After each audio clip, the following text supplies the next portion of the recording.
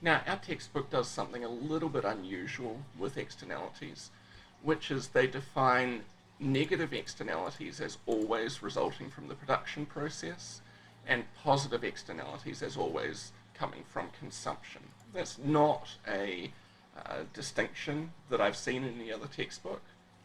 What I tend to do is to think of there being both positive and negative externalities, both of production and of consumption. So here I've got a few positive externalities of production listed. A positive externality is something that's a good side effect on bystanders, some market activity that we engage in that is going to positively affect bystanders. The way we could incorporate that into our model is we could say that the true social cost is lower than what the private supplier and producer is going to perceive. So we've got a couple of examples here. If you keep bees, then the people who own orchards around you are going to be thrilled with you, because those bees are going to travel for, a mile or two around their hive, and at the time of year when fruit trees need to be pollinated, the bees are going to take care of that. Now, if I'm keeping bees, I'm doing it because it's going to make me money, right? They produce honey for me, which I can then go on and sell. And I'm going to choose to keep as many bees as is going to make me the most money possible. However, there are additional benefits to me keeping bees that are going to be felt by those people nearby. To the extent that I don't take into account that benefit as a beekeeper, I will keep too few bees. Perhaps you've thought about going to the mall and seeing some of the weird stores that are there.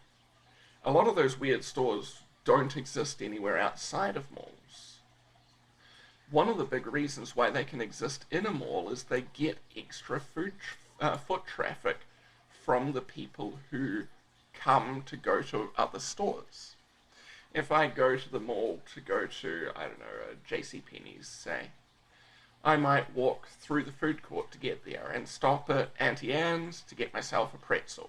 Now, I would never go to an Auntie Anne's intentionally otherwise, but if I happen to be walking by, I might see that and go, oh yeah, that's a good idea, I could get me a pretzel. What's happening then is that JCPenney's, or whatever store I'm being attracted to go to the mall, is providing a benefit for Auntie Anne's or wherever else I happen to shop at because I'm going to Penny's. That additional benefit that's accruing to the other store is not something that Penny's will take into account when they're making their production decision about, how many hours to stay open, how big a store to have, etc. But it is a real benefit that's going to be felt by someone else.